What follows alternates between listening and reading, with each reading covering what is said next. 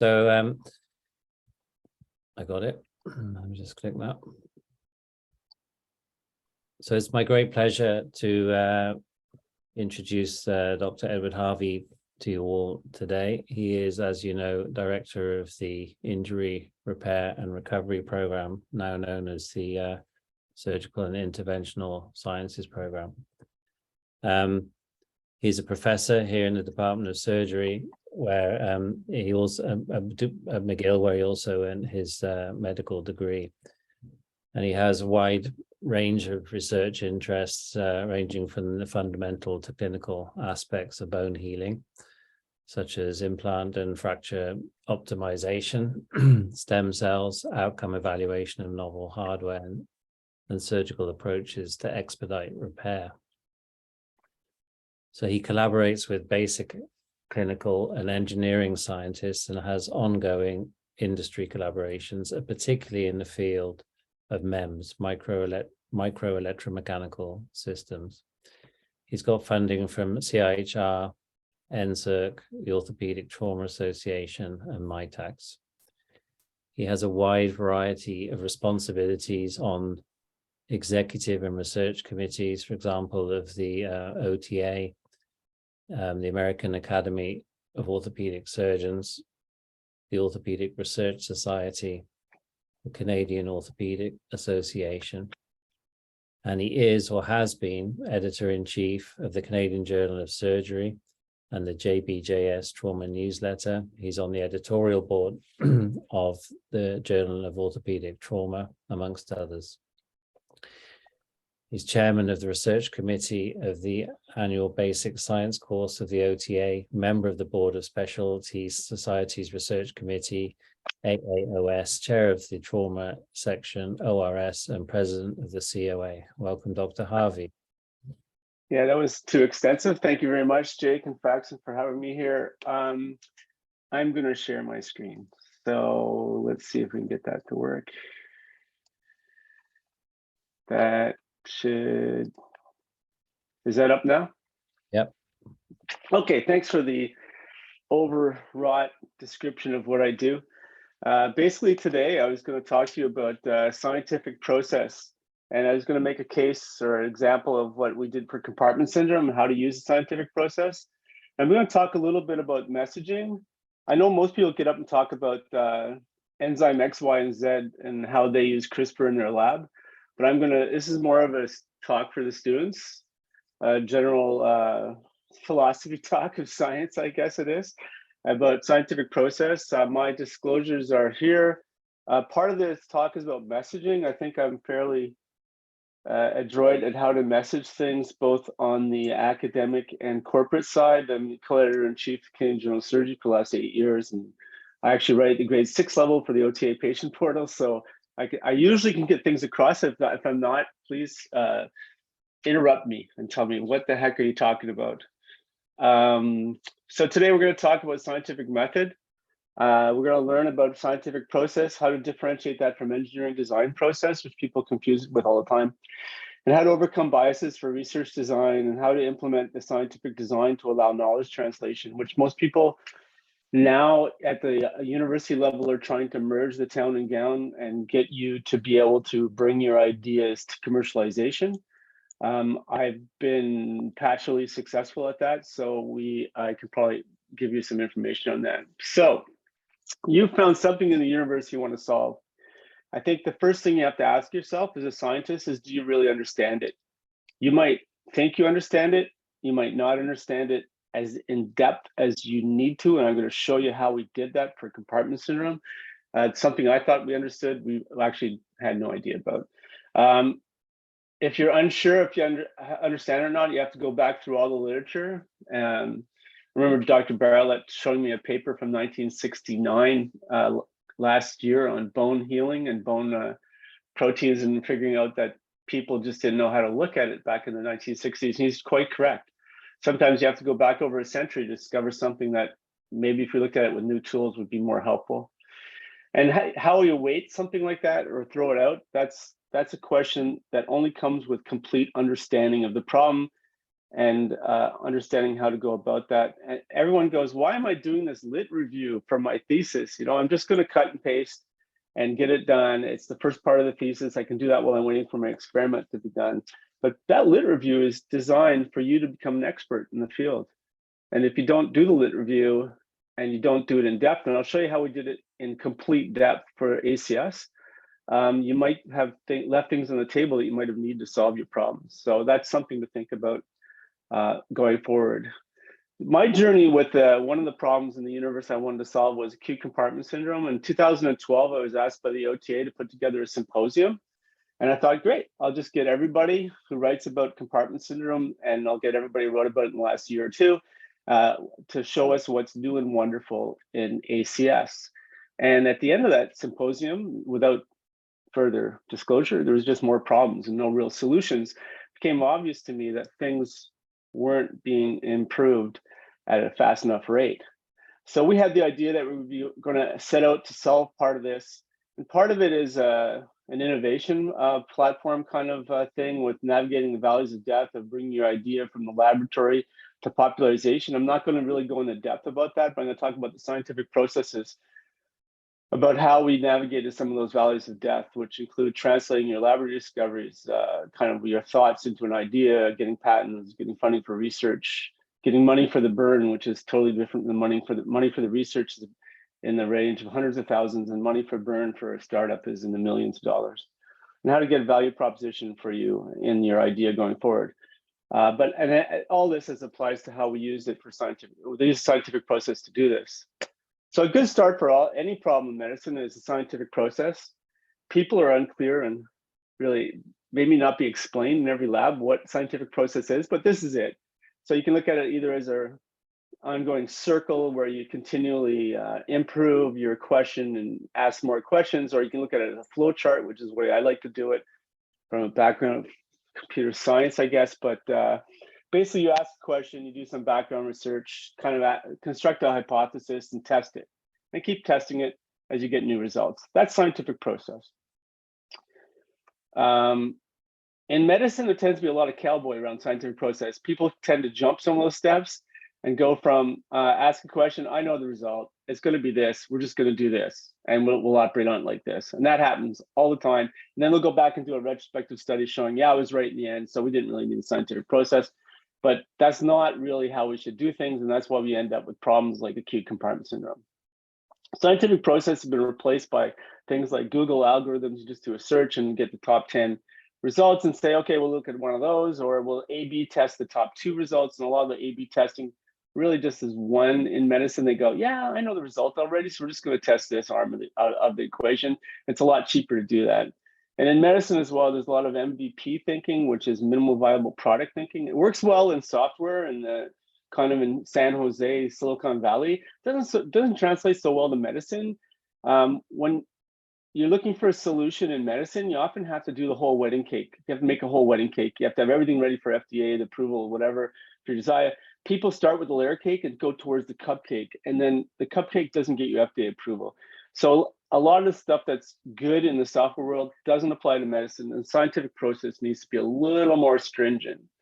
So why do we have this lack of desire to follow scientific process? Well, a lot of people, and I'm not saying it's generational, it's my generation as well, are fear of failing. They have a fear of failure. So if you have a result and it doesn't go with what you think should happen, what do you do with that?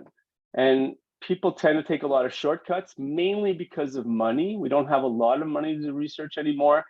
CIHR and other granting agencies are a real issue with this. And we tend to take shortcuts with the scientific process. And then the Dunning-Kruger effect, which I'll just leave out there for everyone to look up. Failing to win. As I said, failure is part of winning. Not discussing failure as a problem. You can see it with our latest batch of lay people versus science discord, which was the vaccine wars in the paper. Because we don't discuss failures as being part of scientific process, and people think if something's wrong, then the whole thing goes. We've left lay people with a distorted view of what we do in research, and it's a problem. And I think CIHR is part of this problem. The CIHR only celebrates success. If you have a negative result, you're not getting funded. If you have a bunch of negative results, you're not getting funded, even though maybe more powerful than a single positive result. You almost have to have the successful application done before you can get funding. Although Faxon seems to be really good at getting funding no matter what. So I should take that back, except for Dr. Mawali. This is a problem. So Thomas Edison had a famous quote, "I have not failed 10,000 times. I have not even failed once. I have succeeded in proving that those 10,000 ways will not work." This is scientific process. This is when they were trying to bring about a better device to light your house. And he did fail 10,000 times. He documented it all in his journals, or at least some of his pseudo helpers did. And they have that all documented, and that's how scientific process works for him. And it wasn't even really an engineering problem, it was a scientific problem. And we should celebrate progress over success. We try to in our lab meetings, we ask what went well, although it degenerates into what was a blocker for you this week, but we also discuss what, little things were done right, and how can we improve on those, and maybe we can expand on that part of the experiment and the other part of the experiment. If you don't have regular lab meetings, you don't really get that kind of feedback over making your scientific process work for you. So you're left in medicine with sort of this kind of quandary: journal of irreproducible results versus journal of negative results. What's the best journal to publish in? I put it to you, it's the second one. Irreproducible results is not just because it's bad design, but also because we have research being published with no checks on it. So there is no incentive or money, I should say, for researchers to reproduce each other's results. It gets done once, everyone goes, okay, that's right, we'll go from there. It might not be right. There might have been a lot of biases and failures in their scientific process in a lab that'll never be checked on. And I think as I show you what we did with acute compartment syndrome, you'll understand why this is a big problem. Is computer simulation the answer? Like, we don't have a lot of money, we'll just do computer simulation? I think no. So computer simulation is not a scientific process. It's a black box by and large. You don't know what went on to get to the result. It might make sense clinically or even academically what the result is, but you have no idea how you got there. It doesn't substitute for scientific process. So I think we need a journal of negative results, sort of like the journal for the failures and self-doubt that face day-to-day life in the lab. And everyone lives it. I've lived it. I've been a student. I did an undergraduate degree in biophysics, and then I did a graduate degree in biomedical engineering. So I understand what that means in the lab every day. We only hear in footnotes really about failures and forgotten ideas, which might be more important than the actual idea itself. And just as a data source, we should have this. Science has actually brought out a journal of negative results, or sort of a negative results, but it's a little too demanding. You still have to do full research projects. You can't just say, hey, I couldn't get XYZ cell to grow on XYZ matrix. But they do publish papers like this: watching eyes do not stop drugs stealing food. Evidence against the general risk aversion hypothesis for the watching eye effect, which to me is humorous, but it was a negative result, and they publish it. They have a bunch of other scientific ones they publish as well. So on the road to recovery or improvement for that, that's a good thing for them to do. So scientific process versus engineering design process. I just wanted to clarify this early on before we start talking about compartment syndrome, because people confuse these. They're very similar. The scientific method I showed before, this algorithm where you kind of test with experiments, you see if the procedure is working, you keep going back in a loop, troubleshooting, changing your experiment, changing your hypothesis before you get to the end and draw conclusions. Engineering design process looks really similar, but it's not. It's a question. It's not a question, it's a problem. It's sort of like, how do I build a better plastic handle? So you're doing background research. It looks very similar to scientific design, or scientific process, but it's not. You're specifying requirements. You're cutting out the science part of it and relying mostly on background. And you're coming back. In the end, you get a solution and you communicate results, but you're not doing science. And this is the basic difference between them. One of them states a question. It's a modification of a question. The other one is a problem that you're solving. You specify requirements for the engineering design process, which you don't do in scientific process. You kind of leave everything open, and you redesign your product. You don't refine your hypothesis, but they're not mutually exclusive. I've used both of them for the ACS, and I'll show you in the slides where we use EDP versus SP. So SP, not all questions in life can be answered by it. EDP might be a better way to do some things like products, But most questions in medicine are better solved with scientific process and a clear understanding of what it is. You really just need to design a testable question. That's really hard to do. You have a question that you can test. It's not as easy as it sounds, and it should be simple. And you need experiments that show results. It doesn't matter if they're good or bad. Like I said, failure is good in scientific process. And then you need some kind of hypothesis or experimental matrix that can be changed with further answers. If you can do those, you can be golden. I mean, do these steps, you understand the problem better, really important. I talked about literature review, understanding the problem. Question formation, simpler the better. And you control your variables fairly strictly to make the tests simple. They're not wide open with 23 different outcomes, right? Simplicity, Occam's razor, simplicity. Make a hypothesis and change it often if needed. Perform an experiment, maybe more than one. Observe and analyze everything about it. See what's happening. It might have implications on future studies. Then evaluate what's true and what's not true and redo it. And in the end, you have to communicate it to the world. So as a student, if you do research and you don't write about it, nobody knows you did it. It's like the tree falling in the forest. You're not there to hear it, it never fell. So you need to communicate your research as much as you can. It's not just getting publications, it's getting people to know about your publications and communicating it to the world. Now, will that change people's opinion? This is all the scientific publication question. What bias do you need to overcome to make people believe your research? Everybody has a different take on a paper when they read it. They might have different things that comes out of it. And it all has to do with personality. So there's confirmation and content-based bias that you have to overcome. Everybody believes evidence that affirms rather than challenges already had held beliefs. So if you want to change the world, you've got to be powerful in your message. So there's a form of ego bias where, also as well as that's very comparable to confirmation bias. It's like, that's like the research I did, I believe it, or that, oh no, my research wasn't like that, so I don't believe that at all. And you have to overcome that. So, and a lot of dissenters also think, and it's actually in the commercial side as well, is, hey, it's not our data, we didn't participate, I don't believe it, so I'm just going to keep doing what I'm doing, right? And it's amazing how much that goes on.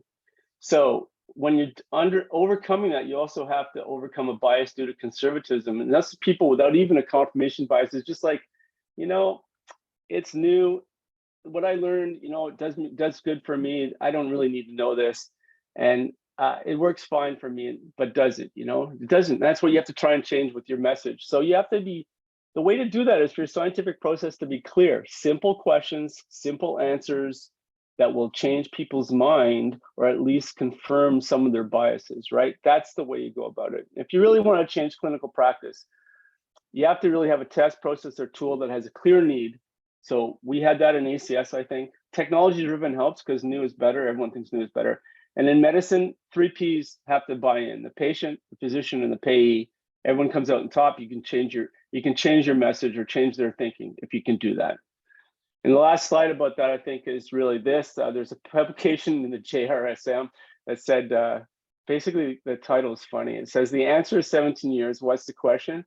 Understanding time lags in translational research. So they reviewed a bunch of papers they thought should have been really important to the medical practice of people. And they looked at it and how long it took for that research to reach clinical practice. It was about 17 years. So it's a long time. And it's far from instantaneous, even if you have a good idea. Now, if you can show a surgeon or a physician that they'll make more money if they use your message, then it'll go faster. So this comes to scientific process and acute compartment syndrome. So just as an overview for people who don't know what it is, acute compartment syndrome is muscle trauma that occurs during an accident. There's a fascia that wraps around the muscle. It keeps it bound tightly to where it is. And that is good for motion, but bad when muscle trauma causes swelling. So eventually, if you're enough swelling, you get muscle death.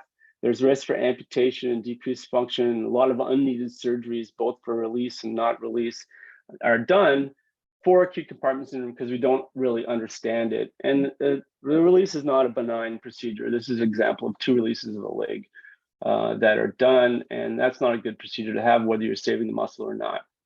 So we went back to look at acute compartment syndrome and with eyes to the scientific process. So we were really bad at diagnosing compartment syndrome.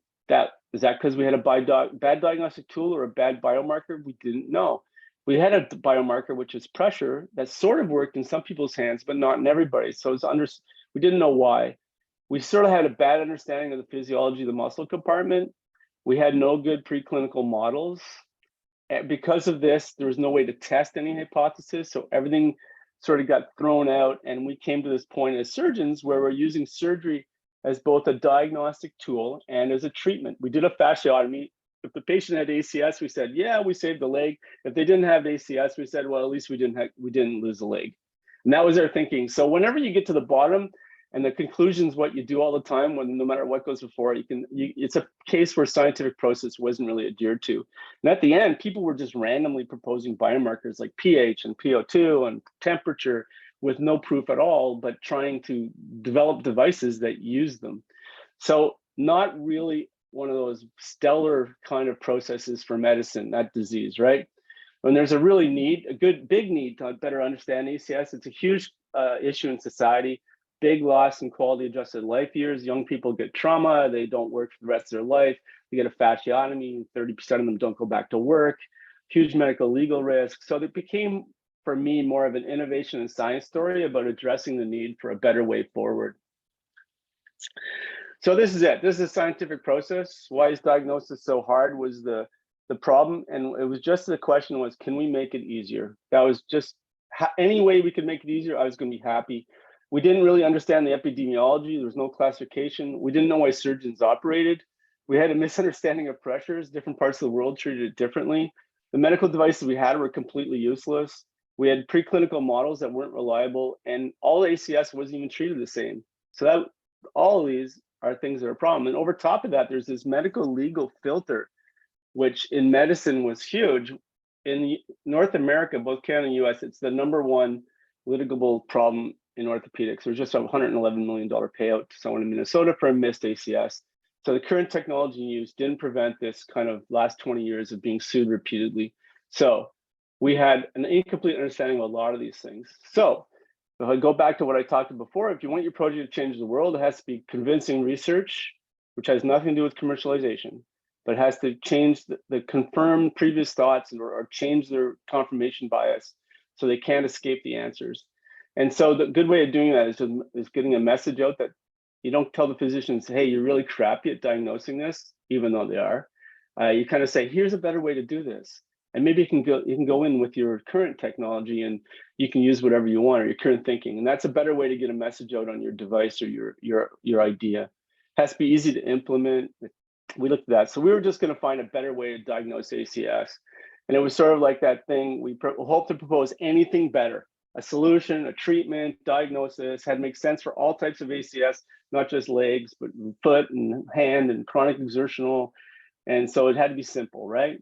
And it became obvious that we didn't really have a handle on the background research. Background research became very important. When I was a resident, this is all we knew.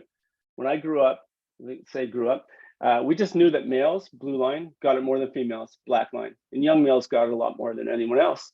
And around 5% of people with tibia trauma got it. That's all we knew.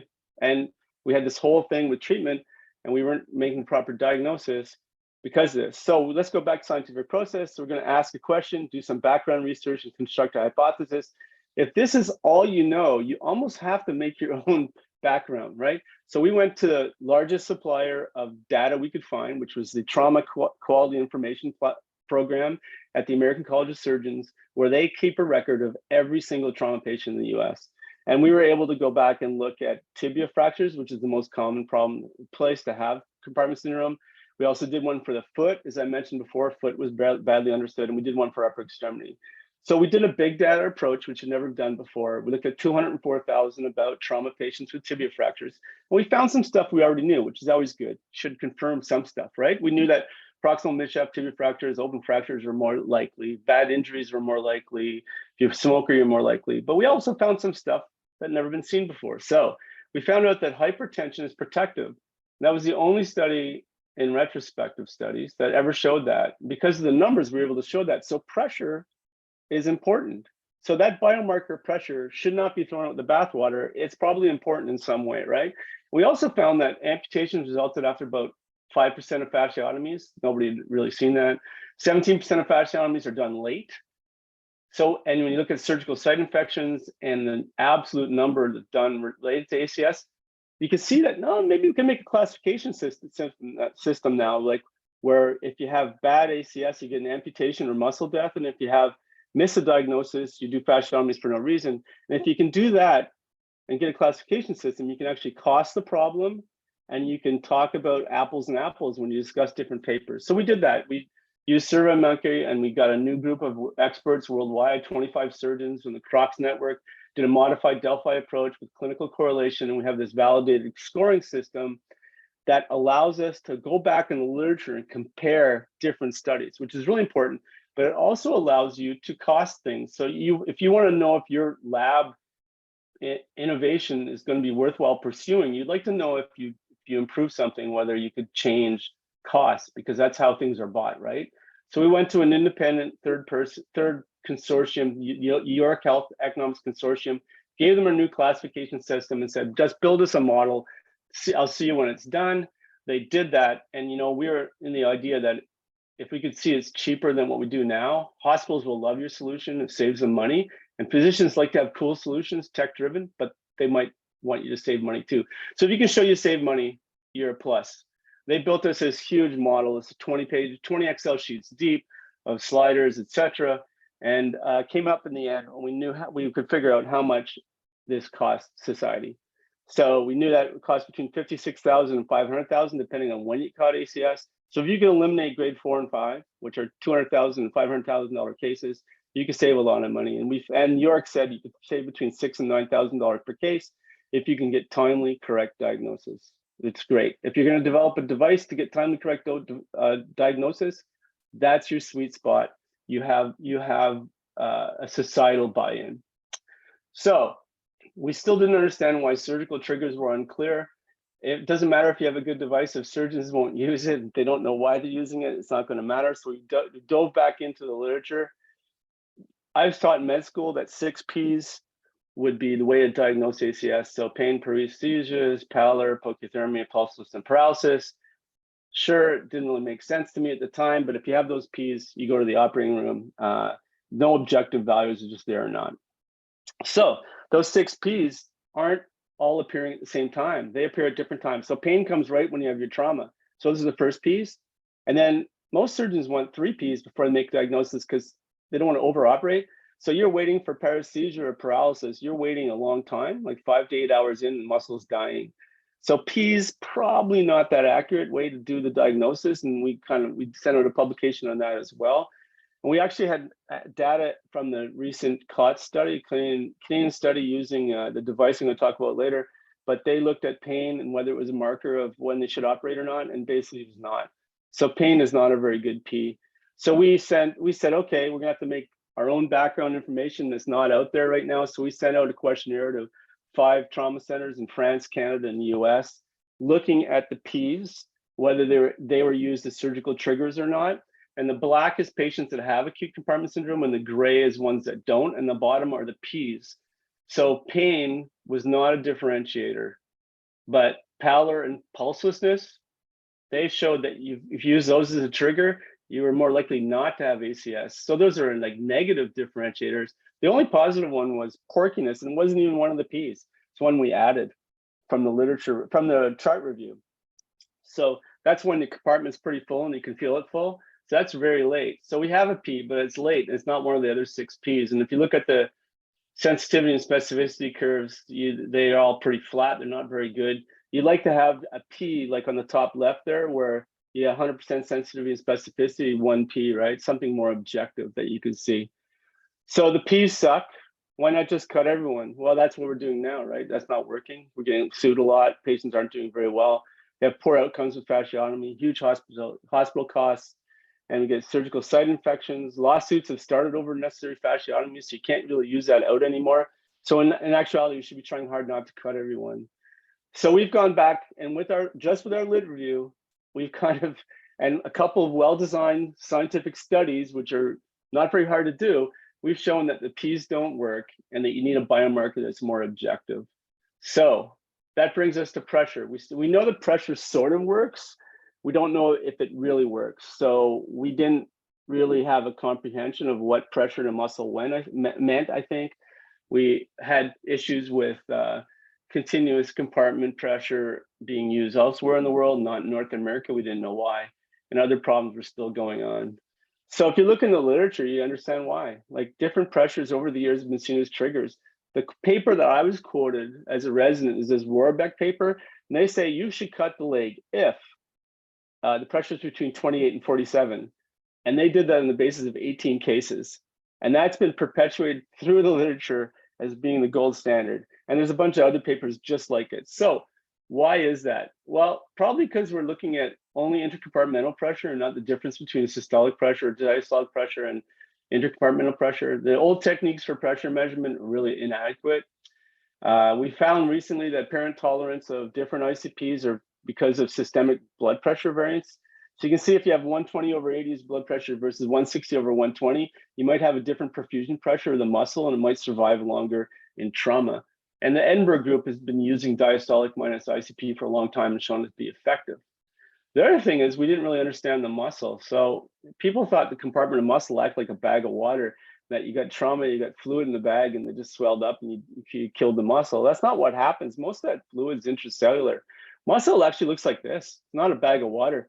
And so depending on where you put your biomarker probe, you could be in connective tissue or vascular tissue or tendon or high metabolic muscle versus low metabolic muscle. So things with an absolute single pressure point are not going to work very well. All that tissue reacts differently to reperfusion. And we've sort of shown that trend is more important. So pressure going up is the most important thing. And it kind of goes with what the Edinburgh group said. So we've come to a better diagnosis or understanding of the background for diagnosis, but we were left with a bad tool. So that was when we brought in engineering design process. We said, okay, we're just going to build a better tool and see if that works, right? We didn't want single point measurement. We're pretty convinced it's not correct. Absolute values are spiking all over. This is a tracing of pressure in a normal person. And with those old numbers, if you're over 30, you're supposed to release. Well, he would have got released for a fasciotomy and he doesn't have ACS, right? So single point measurement can't see trends. So this process of continuous trends is really important. So we just went along with the McQueen findings that if they use continuous pressure measurements plus clinical exam, they were better. And that's probably true. She just had a really weird way of measuring her pressure points. She had to repeatedly stab the patient. So we thought we'd just have a way to put a pressure sensor inside the muscle and leave it there in just one stab. That's what we did eventually. So she had some good literature that showed that a delta P of less than 30 for 2 hours was a threshold. And we showed that with some of our clinical data. And this is two patients overlapped, patient that in the blue that didn't have ACS and one that got ACS. So when the pressure measuring device went in initially, you can see the patient that didn't have ACS was much higher than the patient in the ACS even, and it was in the danger area where you would have done an immediate release in the old literature. But eventually over time that fell off because we knew that you could wait and see over time or at least a couple hours what happened. And the patient in the red just kept going up, and you could see that this patient was going to get ACS about 5 hours before they got it. So we had a trend in pressure that was much more important. A delta P was important because that's when muscle died. That's when we turned to an engineering design process and we developed a device. So this is like the commercialization of your idea from the lab. So we used MEMS and we had an insertion like an IV, just stuck it in the compartment to be affected and went out and went about your way while that continuous trend. We knew that the old devices couldn't do it. We had third-party persons like Harvey did a study on devices that were in the literature and showed that about only 1/3 of the time were they used correctly and about 60% of the time they had bad results. We did a head-to-head comparison, which never goes, like no one ever does this. We did it with our device versus the other devices and showed that we were about 600% more accurate. And we published that. Publication, like I said, communication is really important. So we just published that we could do something that was movement-proof, continuous, and accurate. That's all we did. That's all we claimed. We didn't claim anything else. And the engineering design process was part of it. We, in order to convey your message to your user, we did something like this. We did an app, which was allowed to show out.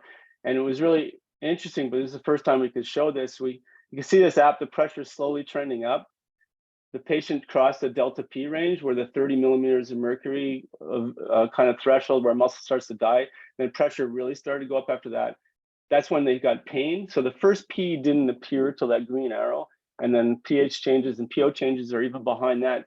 But because of trend, we knew 6 hours before that pain happened, that patient was getting ACS. And so it's shows some real promise as an objective measure with a more accurate device. So that was EDP plus scientific process. And that's changed the thinking. So instead of banging the physicians in the head with, you're really crappy at diagnosing this, we can say, hey, here's another tool. Trends in pressure are important. You're going to see them before the Ps. And once you get one P, you can go to the OR. And that resulted in patients going to the OR 6 hours earlier than they were without the trends in pressure. So allowing early diagnosis is an easier message for a surgeon to swallow than you suck. No surprise there. So what we do then, we just turned back to basic science. So we had an accurate method of doing measurements. I just said about getting rid of all the dogma, which is scientific process, right? So on we went. So preclinical studies, we did a bunch of studies. We did in vitro, ex vivo, in vivo. We did them in pigs. We did them in rats. We did rat abdomen. We did rat limbs. We looked at the models that we should use. So we said, okay, we didn't think that the disease process was being explained adequately by the rats. So we said the model should show reperfusion, pressure rise, should accept human-sized instrumentation and respond to fasciotomy. So we went about trying to reproduce that in the pig rather than the rat. We just got that set for publication last week. The rat model, which was accepted in the literature, which is part of this going back and doing the background analysis, just didn't work. So we followed their models. And actually talked to the surgeon that did it. And he said, yeah, the model doesn't work. And we found out why. The rat doesn't have fascia for one thing. So doing a fasciotomy isn't really a good model for this. Basically, all you do is squeeze all the water out of the muscle and make it really dense. The pressure goes up. And no matter what you do to the muscle afterwards, whether you give it anti-inflammatories, whether you do a fasciotomy, whether you give it more blood flow, the pressure just falls. Like they say, oh, look, you've succeeded in preventing ACS. Well, no, the pressure just fell. So this is part of that, going back to the literature, doing a background review and understanding exactly what's going on in the literature with modern thinking, right? Instead of just accepting everything goes forward. So rather than just doing cut and paste in our thinking, we actually went back and redid it, right? So we've changed this. So we looked at the swine model and we did the same kind of model in a swine. And when we released the fascia, we actually had return to normal. We didn't have it till we released the fascia. That acts like a human model. The swine is easy because you can use instrumentation like the humans. So you can use stuff off the shelf rather than ordering special stuff that costs thousands of dollars. So we had a better model. So we've submitted that we just got that for publication, as I said. So what have we done for preclinical modeling? Well, we've shown the rat model is incorrect. That's huge. Just that in itself would have been enough for me when I started this to say, okay, we changed something at least in ACS, right? So now all the rat studies are suspect, and you need to redo all the rat models, but I hope someone else does it, not me. I don't want to do it. And the new pig model is much more realistic. So that should be used going forward. So we just did the same thing with the humans. So we did cadaver models the same way. We said, okay, there's been some thinking about what happens in a cadaver leg. Let's do a scientific process on that. A surgeon named Renata had the idea that clinically the anterior and lateral compartments of the 4 in the leg would act as one compartment, but he didn't really measure them. He just said, clinically, I can release one and the other one goes down. So we said, oh, we got a tool now. We can measure that. So we put a device in all 4 compartments, and we sequentially either blew up or cut the extremities. We did that, and we had another university, UCSF, do the study as well separately in order to validate that we weren't being nefarious or we were getting the same results, which we did. And it looks sort of like this, which looks complicated, it's not. The gray areas are fluid volumes being pushed into one of the 4 compartments. So you can see this is one of 20 or 16 anterior, lateral, posterior, and deep are blown up in that order. And you can see when you blow up the anterior, the lateral and the anterior compartment pressures go sky high. And then once you've got the anterior up, you don't really need to put much in the lateral to get it up. And when you blow up the posterior, not just the posterior and deep posterior compartments go up, but so do the anterior and lateral. So what does that mean? Well, Dr. Trinette is right. The anterior and lateral compartments act as a unit. That reinforces the clinical study, so that's good, confirmation bias. But unbeknownst to other people, posterior and deep posterior might act as a unit too. So you might not need to cut the deep posterior if you cut the posterior, which has huge ramifications on surgery because the deep posterior is where you get all the complications. The nerves there, the arteries there, you have deep scarring. If you can avoid cutting that, that'd be a huge thing for surgeons, right? And we only need to monitor one compartment. That's proven with a cadaver study now. So that's good. So we did all the preclinical models over. So now we sort of have a better understanding. And the only thing that bothered me still was why we treat different types of ACS differently. It's like, should be Occam's razor, it should be simple, it should be pressure, it should be diagnostic, we should do it the same thing all the time. So what about the foot and chronic exertional?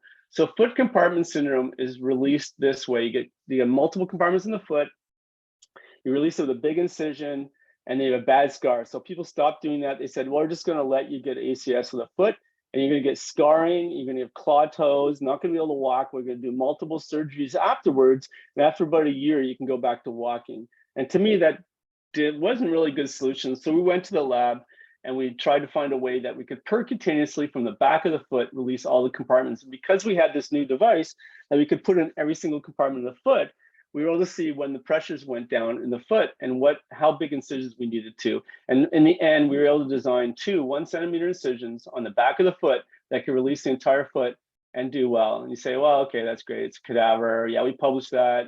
And what about clinically? Can you do that clinically? So, about 2 weeks later, in comes this case with compartment syndrome of the foot, and from one of my partners, and we did the release on them, and we published it because this is what happened after release. It's at 6 weeks. So this patient, instead of having clawed foot, has independent movement of toes and their foot, and they're doing well. So what benefit is this? Well, it turned foot ACS into a surgical emergency rather than 5 chronic surgeries with a patient being off work for months. So patients do better. Surgeons love that kind of message. And then the last one is chronic exertional compartment syndrome. So it's really misunderstood. People say, oh yeah, I have shin splints, I can't run anymore, I'm just too old. Well, it's because they probably have compartment syndrome. They just unable to diagnose it. So it's actually a risk because military recruits and athletes sometimes will run the marathon and push through it and end up with amputations because they have full-blown compartment syndrome, just trying to ignore their shin splints, right? So I had a patient, she was 15-year-old MMA that came in. She had debilitating lower leg pain when she exercised, unable to do her sport. She's going to age out of her sport at age 15. So we put her on a treadmill and stuck the device in her compartments. And the blue is the pressure measurements. You can see there's 3 kind of real efforts before the 4th one, she had too much pain. So there's 3 little slopey lines. You can see the recovery is longer from each effort. And the red line is the baseline pressure after each effort. So despite resting for 3 to 5 minutes between each one, her pressure in her compartments was slowly increasing over time. And you can imagine if that was a military recruit on a forced march, that pressure would just go sky high until your delta P is done, and you'd have full-blown compartment syndrome and lose your leg, right? And it's not just one case. We've done 8 cases now, the consistent findings. So pressure is an objective finding. So what has this done for CCS? CCS is pressure-driven, which, like all other compartment syndrome, is treatable and has a new treatment plan. So I'm left with the scientific process. What do we do with the scientific process for this disease? Can we make it easier? Well, I think we did a lot of things for this disease, and during the journey, we established some credibility, and through an engineering design process, we developed other sensors. We graduated a couple of people with master's degrees finally, and they got through. And then we published a bunch of stuff about sensors and compartment syndrome over the years. And whether the results align with the hypothesis or not, we communicated those results. And that was important.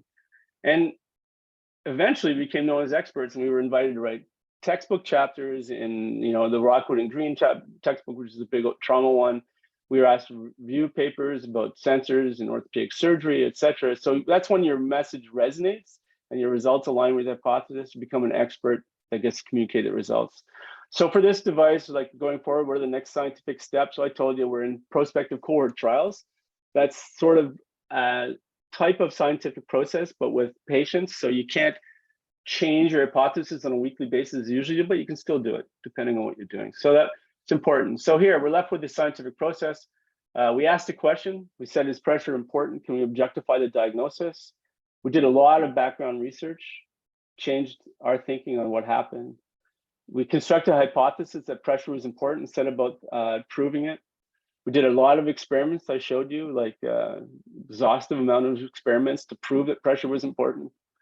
And we found two new P's and maybe a third P that helps surgeons diagnose this. So delta P, a continuous trend in pressure, and porkiness kind of helps. And we changed this disease, right? We use scientific process to solve issues. We have a dozen papers in preparation or published. We have a better understanding of the epidemiology, big data exam. We've found a lot of things that we didn't know before. We've corrected the preclinical models. Foot ACS is a surgical emergency again. CECS is pressure driven and diagnosed like all ACS, which it should be. There's probably only 2 compartments in the leg. It needs to be verified. And delta P continuous is the important P. All the other 6 Ps are gone. Trend is the earliest biomarker you can find even before pain. We do have a new seed group of experimenters to further research, the Crocs group. And basically we can stop ACS in humans with early diagnosis. So I'm not gonna say we cured a disease, we cured a disease though. And now we have something with greater than 99% sensitivity and specificity to aid in this diagnosis, and as opposed to what was previously in the literature. And we changed the treatment algorithm. This is the published treatment algorithm going out in Rockwood and Green, which basically talks about trends in pressure and when to operate and who are at-risk patients, because we've developed through scientific process all these things that can go into that algorithm. So will this change the way the ACS is approached? I think definitely. We've shown that scientific process can help with the disease process. It's aided by EDP. The message is that ACS is hard to diagnose still, but pressure trend gives you an earlier accurate diagnosis. So that message control helps surgeons get their head around it and allows them to use this tool as an important new tool. We have lots of clinical data to show it works, which is important. That's part of the scientific process. And we have a cool modern device that physicians love and saves a lot of money and grief, and hospitals love that. Now, can we popularize it? That's like 6 other hours of talk. Probably not, we'll see. But anyway, I wanna thank my sponsors, and the DoD also was a huge sponsor, and I'd like to thank the people in the lab and the Crocs Network. As you can see here, you don't just do this alone. There's a lot of people that went into making this scientific process for a disease control work, and it's 7 years in, right? So it looks kind of neat when you can wrap it all up in an hour, but it took 7 years to do. I had my kids playing hockey. Anyway, any questions, I'd be happy to take them. Thank you, Dr. Harvey. That was great. Certainly felt like 7 years in an hour. That was pretty intense. Oh, God. That was good. I tried to shorten it. Do you have any questions? I'm looking at, I see someone clapping. No, Hi, Dr. Harvey. Anthony Botso here. Thank you for the great talk. As all researchers here, we hope to one day make a change. And you've shown us, kind of start to finish, how to first understand the problem and then the framework for trying to address it. And you've come a long way in 7 years. Was there something that you ended up seeing was more challenging than what you expected? And how did you overcome that? Yeah, it's a good question. I think most of the challenges are on the commercialization, popularization side. I mean, everybody has an idea. I mean, everyone in the lab has an idea, like at least one good idea a month. Surgeons think they have an idea every 3 minutes, right? They don't, but they have an idea a month too. It's a question of translating that to common usage, popularization, and then that is the huge challenge. Getting your idea and kind of studying it, it's easy. And I think that if you think about almost all innovation as being iterative changes, you still make a change. You still make a change, right? You don't have to swing for the fences and get it all at once. It took me 7 years to do that, or it took us. So all those things in it were little tiny steps, right? But with the idea that the big picture would be attacked eventually, but the little steps are what matters. One thing that struck me, Dr. Harvey, which I fully appreciated, was how you quite expertly combined outcomes research or clinical research with basic science research. And I think that's quite rare. I don't know of many groups that do that. Maybe you could comment on the value of that and how, for example, if there are any basic scientists here who are wondering how big the problem is they're staring down the microscope at is, how could they, access that kind of information? I mean, it seemed pretty key to your journey. Yeah, no, it's a good question. It's a pretty all-encompassing question.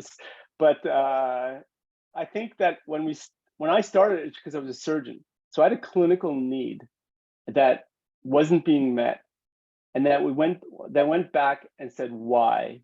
So it might not have looked exactly like that the first day we thought about this, or I thought about this, but then I came to the conclusion that the only way that I could be helped as a surgeon was if we had a better device or a better tool or process, right?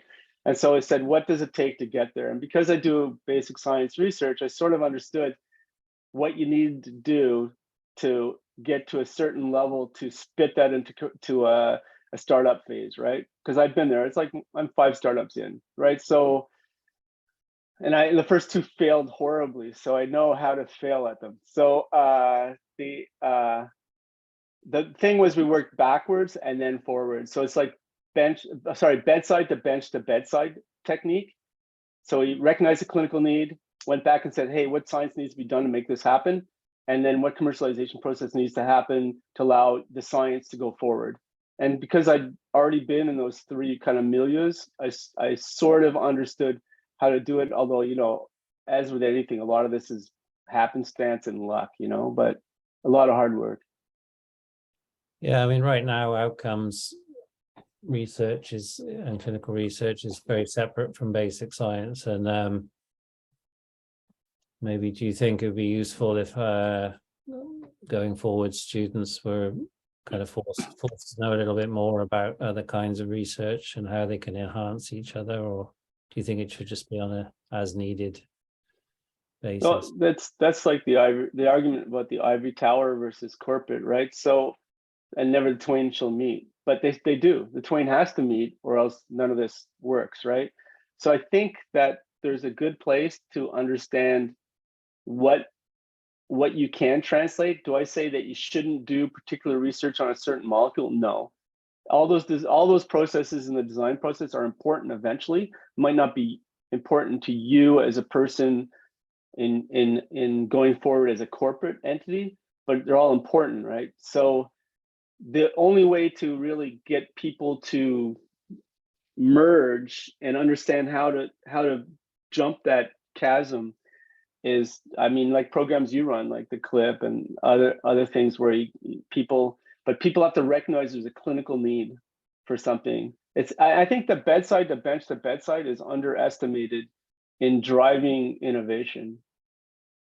People will go, oh, I've got a great idea in the lab, you know, what we should do with this. It's like, it's much more powerful if someone comes along and says, hey, I need to be able to discover virus in a sewer and for public health, and I need you to develop something. Do you have something that could be adapted to that? And then go back to the lab and work towards having a virus detector that'll go in the sewer, right?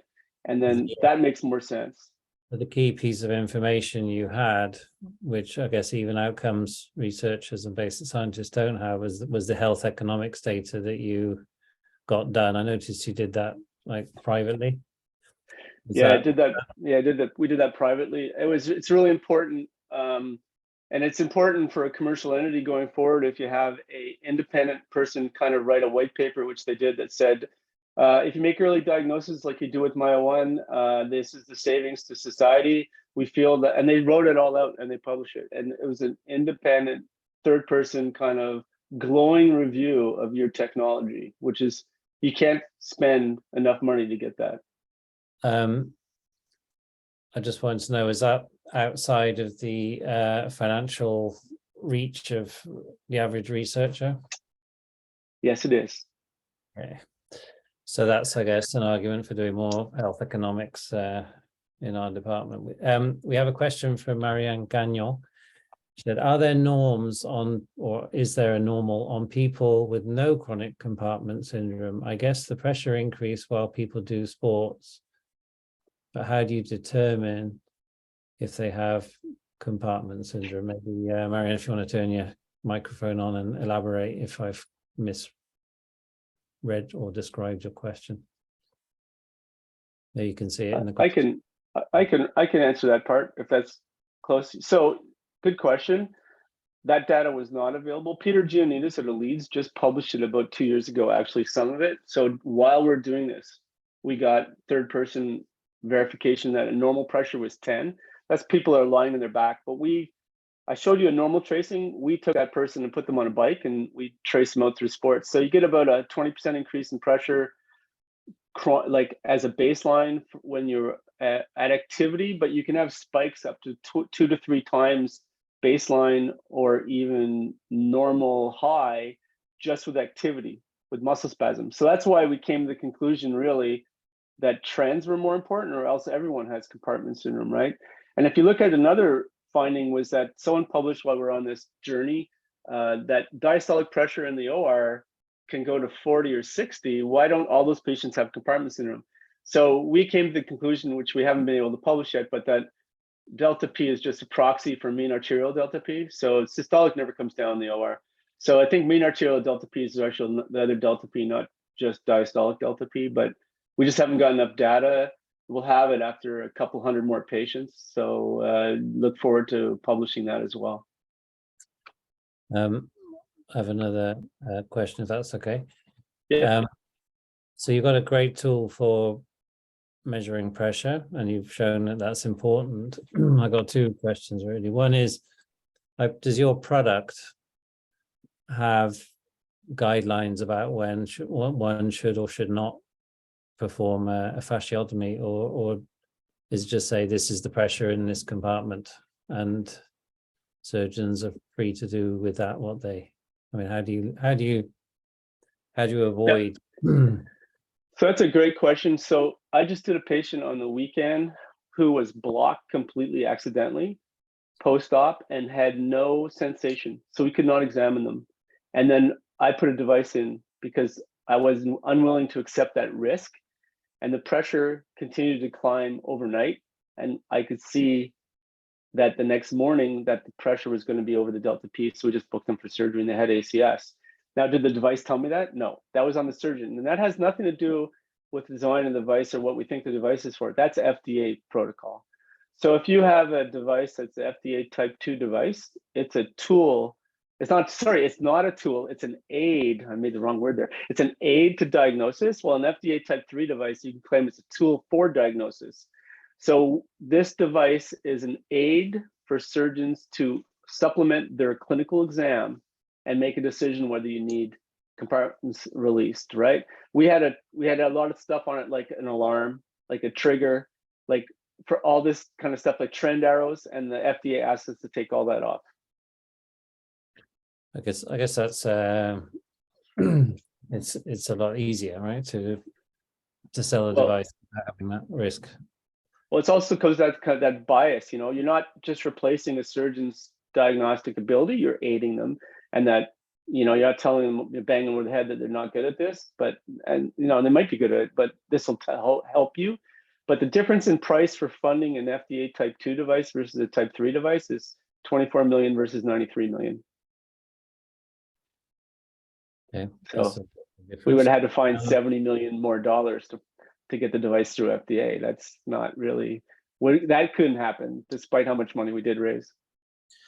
And then my last question, and so if anyone wants to ask a question, jump in. Do you think there'll ever be a better treatment than cutting it open and releasing the pressure physically? Yeah, that's a good question. So we do. We think that we know that 6 hours before it happens, then possibly if you track the pressure and use something like ultrafiltration or anti-inflammatories or minimally invasive surgery, that you will be able to avoid having a full fasciotomy. You saw those 2 incisions of what a full fasciotomy looks like, right? It's pretty invasive. There's long-term sequelae. About 10% of people have intractable pain or on pain medication. 30% of people don't go back to work. It's not a benign thing, right? So we are looking at other options for treatment rather than just diagnosis. And have I understood that it's basically due to like vein collapse? Yeah, it's like a Starling resistor, I guess you want to look at it that way. Just like that's the way it looks at it, but it's really just you don't have blood flow to the muscle, and that even if it's intermittent, so you might even have intermittent lack of blood flow as local changes happen, but then as you have this process ongoing, the tissues swell, the muscle cells get bigger, and then you eventually have enough damage throughout the muscle that it becomes a homogeneous high pressure area rather than a heterogeneous thing like I showed you. And then you get death of the muscle. Yeah. So is it entirely pressure driven, or is it also some kind of reperfusion injury? So it probably results as a part of a reperfusion injury. The pressure goes up though, and it's the earliest biomarker. You get CK release, you get pH changes, you get PPO2 changes, all 5 or 6 hours before the pressure starts to rise.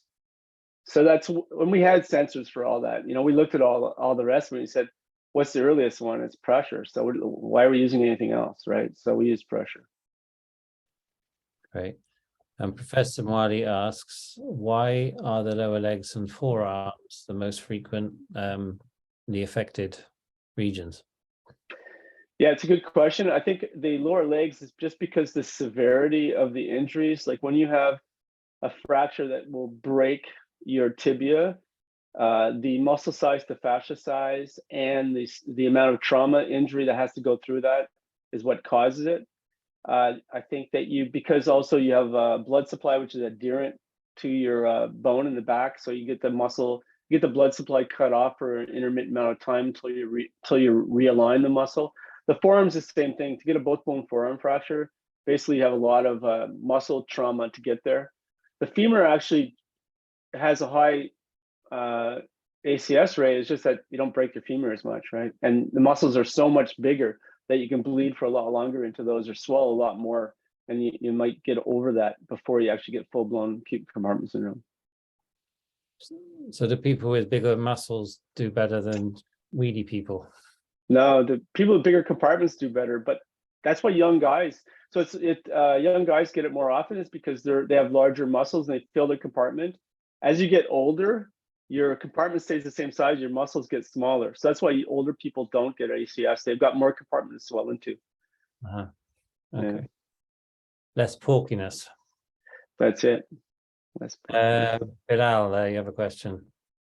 Oh, actually, it wasn't a question. It's about the question about why the lower legs and forearms are most frequently affected. Actually, also, other than the muscle, the vasculature at the peripheral extremities of the body are thinner and so are more prone to be compressed with higher pressures. Yeah, they're easy kink because they're right on the bone when you break the bone as well. The femoral artery is much removed from the bone. So even if you have translation of the bone during the fracture, you often don't cut off blood supply to the leg. Yeah, thank you very much. That was a wonderful presentation, Dr. Harvey. The first part, which was the philosophical part, and I totally agree with you in terms of publication bias. So one of the things that has to change is the whole thing of impact factor, because I remember when we first published we first found a result, which were isolastic stem cells from osteoarthritic patients, and we assumed that they're going to behave just like any other stem cells. And then we suddenly found that they were not behaving the same. And we tried to publish, and it was quite tough because it was considered a negative result. And there's a bias in terms of editors, for those who are on the editorial boards, to publish positive results because they are more citable, and therefore the impact factor of the journal goes up. But that affects the people who are doing meta-analysis, affects those results. Yeah, I agree. I'd say you're right. Like, there should be a journal that will publish those results because they're just as powerful as anything else. The problem with the meta-analysis is that you're analyzing everything that came before and comparing it to yours. And these outcome people who do meta-analysis think that's science, right? Now it is science, but it's a block to us doing controversial science or different science, right? Because because when you go up for a CHR grant, they go, well, the lit review shows that doesn't work. I mean, there's 100 papers that show it doesn't work, so we're not going to fund it, right? Well, there's really like 4 papers out, and it's been reworked in meta-analysis 20 times, right? It's really hard. It's a real tough bias. Impact factor, I can talk all day about it. Like, which one you want to talk about, right? But it's a problem. Yeah. And for the students, I can do another lecture on publication and impact factors sometime. It's like an hour-long talk. It's because I'm an editor, I've looked at it pretty hard. But I'll tell you, the journal negative results, I proposed that to JBGS 20 years ago. And the editor-in-chief was really open to it, but the editorial board said, no way, that'll never be important, right? So I got turned down. I was very amused to see that Science actually has a journal that will publish completely negative results, but there have to be real papers, not just lab findings. Right. I think there'd be a place for McGill that could do it. They just have a form you fill out and you just say, okay, here's what I did. Here's my hypothesis. What's what I did in the process. It'd be like a one-page form. That'd be your publication. Boom, negative result goes in the depository, right? And anyone could do it. It'd be like an open access thing. It'd have like overview, just like editor board, just make sure that it's not total, garbage. But then you'd have that online. I think there's a place for it, but no one's ever done it. So someone has a question here. Can this device be used for abdominal compartmental syndrome as well? So a good question. About 30% in some estimates of ICU patients are only there waiting for their abdominal compartment pressure to abate so they can be closed. They go back to the OR, it can't close it, go back to the ICU. So yes, it can be, because we did a rat model. You don't have to put the device actually inside the abdomen. You could put it in the retroperitoneal space using the diagnostic ultrasound at the bedside in every trauma and every ICU. And you can get a very accurate reading of what's going on in the abdomen, and then go back and do a closure when the pressure falls below that safety mark. We just haven't marketed for that, that's all. Just going back to that negative results thing, I mean, it's hard enough finding positive results these days. There's so much literature to look through, and there's far more negative results than there are positive ones. And so my question is then, do you think that computer aided searching will become a thing soon, and it'll look for correlations for you? And yeah, it's a good question. That would be only useful if you actually put the negative result in the paper. And a lot of the negative results don't go in the papers, right? So that's why I think that you need a depository of short one-page forms that just are there online, searchable, that then that computer program or that bot or whatever you want to, that spider can kind of reel in that data. But it has to be online. If it's not online, and it's not online right now. I agree with you totally, but it's just not online.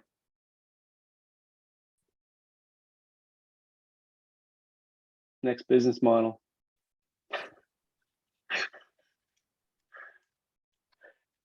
so I don't see any other questions from the audience, and